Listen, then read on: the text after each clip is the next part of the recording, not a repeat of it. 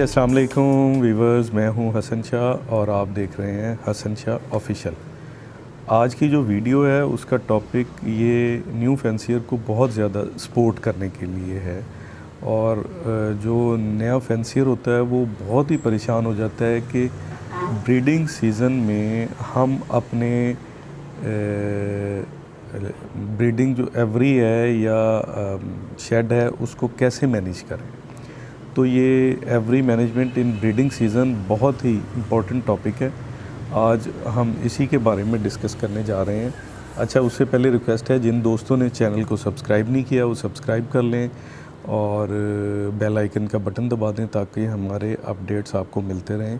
और मेरी वीडियोस को शेयर किया करें ज़्यादा से ज़्यादा ताकि लोगों को फ़ायदा पहुंचे और न्यू फैंसियर्स को इस सिलसिले में मैक्सिमम नॉलेज गेन हो सके। अच्छा जी, अब टॉपिक की तरफ चलते हैं कि हम ब्रीडिंग सीज़न के दौरान अपने बर्ड रूम को मैनेज कैसे करें। इस सिलसिले में आप नया फैंसियर जो है वो महंगा बर्ड तो ख़रीद लेता है, लेकिन उसको यही नहीं पता लगता कि उसने ब्रीडिंग सीज़न के दौरान करना क्या है। वो उसको ये नहीं पता होता कि उसने केजेस किस साइज़ के बनवाए हैं, उसको ब्रीडिंग साइज़ के लिए केजेस क्या चाहिए थे।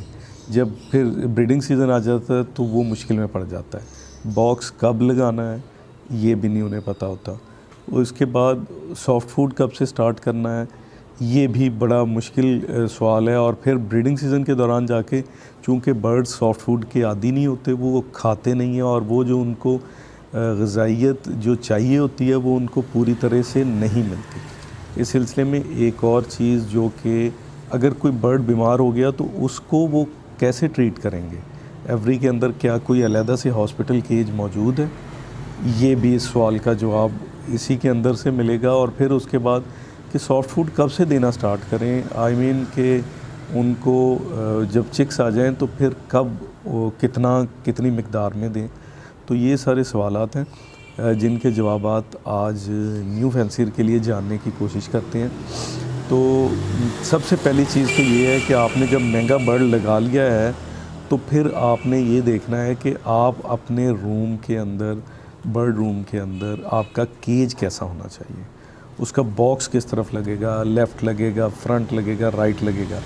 आपने अपनी जगह के मुताबिकत से आपने कोई अच्छी तरह से केजेस बनवाए हैं।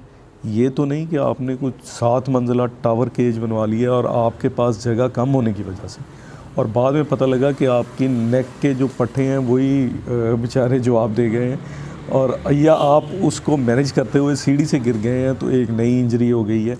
और ये ऐसा होता है, तभी मैं ये बात आप लोगों को बता रहा हूँ। आपने अपनी जगह के मुताबिक मुनासबत से 4 से 5 स्टोरी से ऊपर टावर ना जाए तो बेहतर है। और साइज़ के हिसाब से आपने अपने केजेस बनवाने हैं। अच्छे प्रॉपर केज यूज़ करें ताकि आपको बाद में मसला ना हो। बॉक्स के लिए भी आपको पता होना चाहिए। अच्छा, बॉक्स का size 8x11, 7x10 radio style, या फिर आप उसको दूसरे स्टाइल में टावर स्टाइल में ले लें। ऐसे साइज़ यूज़ करें, अच्छी वुड का यूज़ करें तो तब भी बेहतरीन है। अच्छा, ये लबर्ड के अलावा जो दूसरी स्पीशीज़ हैं उनमें भी आप अच्छे केजेस का इंतखाब करें, अच्छे बॉक्सेस का इंतखाब करें उनके साइज़ के मुताबिक। रा लगाया हुआ है तो उसके साइज़ के मुताबिक, रिंग नेक्स हैं तो उसके साइज़ के मुताबिक, अगर आपने गोल्डियन या जावा पे काम करें तो उनके साइज़ के मुताबिक, कॉकटेल्स हैं उनके साइज़ के मुताबिक, मकाज हैं आपके पास उनके साइज़ के मुताबिक आप अपने साइज़ और ब्रीडिंग बॉक्स और ब्रीडिंग केज बनाएं। आपको ये भी पता होना चाहिए कि आपने ये लगाने कब हैं। तो जैसे ही ब्रीडिंग सीज़न स्टार्ट होता है, सपोज़ आप अक्टूबर में बॉक्स अपना इंस्टॉल करते हैं, तो उससे पहले आपको 1 माह पहले विटामिन्स का कोर्स शुरू करवाना है ताकि बर्ड के अंदर अगर कोई डेफिशिएंसी है तो वो उसको पूरी कर ले, कैल्शियम की कोई कमी है तो वो पूरी कर ले, और फिर ताकि उसको एग लेइंग में आसानी हो। बर्ड अच्छा लगाने से पहले ये होना चाहिए कि आपका पेयर प्रॉपर बाउंड भी है कि नहीं।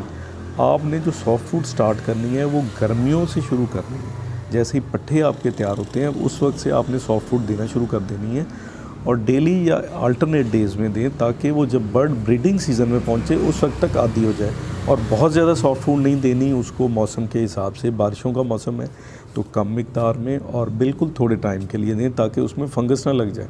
और अगर ज़्यादा टाइम के लिए दे रहे हैं तो फिर उसको प्रॉपर उसके अंदर ये देखें कि उसके अंदर न्यूट्रिएंट्स पूरे हैं। प्रोटीन का सोर्स होता है सॉफ्ट फूड, तो आपने उसकी ग़िज़ाइयत पूरी करने के लिए कहीं ज़्यादा देर तो नहीं भिगो दी आपने सॉफ्ट फूड के लिए जो आप गीली दालें या सोक सीड यूज़ कर रहे हैं।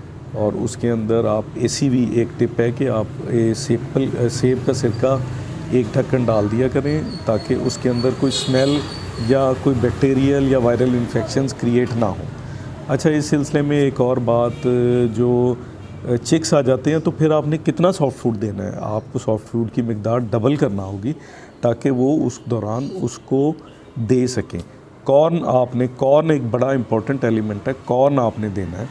बर्ड बीमार हो जाए तो उसको आप एवरी से बाहर शिफ्ट कर जाएं, कोई हॉस्पिटल केज बनाएं, किसी सीनियर से या किसी वेटरनरी डॉक्टर से मशवरा करके अपने बर्ड को ट्रीट करें।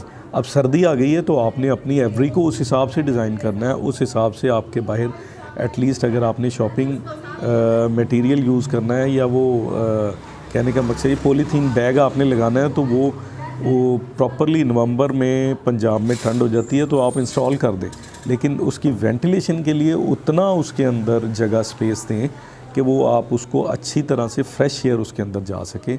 एग्जॉस्ट आपका कितनी देर चलना है ये भी आपने डिसाइड करना है अपनी एवरी की मैनेजमेंट के हिसाब से।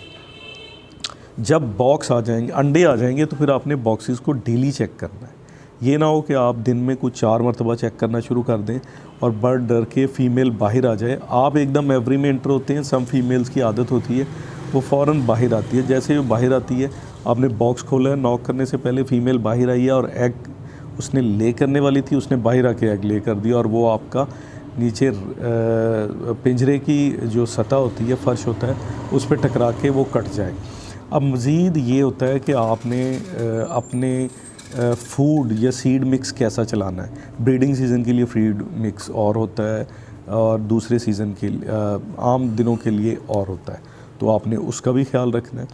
फर्दर आप ये भी देखें कि आपका जो बर्ड रूम है उसमें सर्दियों में टेम्परेचर कितना है। लोग हीटर चलाते हैं तो मैं मना करूँगा कि हीटर बिल्कुल ना चलाएं। आप अपनी एवरी को इस हिसाब से डिज़ाइन करें कि वो इतनी सर्द या गर्म रह सके। गर्मियों में आप कूलर लगा लेते हैं, AC लगा लेते हैं तो वो एक अच्छा इंतज़ाम है। जिसका तो इंडोर शेड है उसको इतनी प्रॉब्लम नहीं होती, लेकिन उसमें फिर एक बड़ी वजह डेड इन शेल की आ जाती है, उसको उन्हें फेस करना होता है। मेरी वीडियो डेड इन शेल की इसके ऊपर लास्ट वीक ही थी, तो आप उसको भी देखें कि डेड इन शेल क्यों होता है। वो सारी चीज़ें बॉक्स की मैनेजमेंट से लेके बर्ड रूम की, यानी बॉक्स किस साइज़ का होगा, सॉफ्ट फूड कब देनी है, चिक्स आ जाएं उस वक्त क्या करना है, बर्ड बीमार हो जाए उस वक्त क्या करना है, आपके पास कौन सी मेडिसिन एवरी के अंदर मौजूद होनी चाहिए, कितने विटामिन्स कब से देने हैं। तो ये सारे सवालात हैं कि लोग जो तजर्बाकार नहीं होते वो गलत चीज़ों का शिकार होकर उसमें फिर अपने बर्ड्स का नुकसान कर लेते हैं और पूरा ब्रीडिंग सीज़न उसका पेयर बाउंड नहीं होता। पहले बॉक्स लगा देते हैं, डिफरेंट चीज़ों का शिकार हो जाते हैं। तो आपने सब्र से काम रखना है, सब्र से काम लेना है और अपने बर्ड्स को प्रॉपर टाइम देने के बाद, पेयर बाउंड होने के बाद बॉक्स में छोड़ना है। कम से कम 1 माह पहले उसको ब्रीडिंग बॉक्स में छोड़ दें, फिर 15 दिन बाद उसको बॉक्स लगाएं ब्रीडिंग केज के अंदर। सॉरी, मैंने बॉक्स कह दिया। तो वो आप फिर विटामिन्स 1 माह पहले उसके स्टार्ट करवा दें। जब चिक्स आएँ उनको दिन में सिर्फ 1 से 2 मरतबा चेक करें। अगर आपने एग्स फोस्टर करने हैं तो वो भी फर्टाइल होने के बाद आई गेस कि आप सही रहेगा, आप उसको करें। तो ये चंद चीज़ें थी जो गुजारिशात थी, मैंने आपको वो बता दी हैं। प्रॉपर मिकदार में आपने सॉफ्ट फूड, सब्ज़ी का ख्याल रखना है और विटामिन्स भी प्रॉपर मिकदार में देने हैं। ये ना हो कि एक्सेस यूज़ कर लें, तब भी जो बर्ड है फीमेल हीट पे आके ज़्यादा एग लेइंग कर देती है।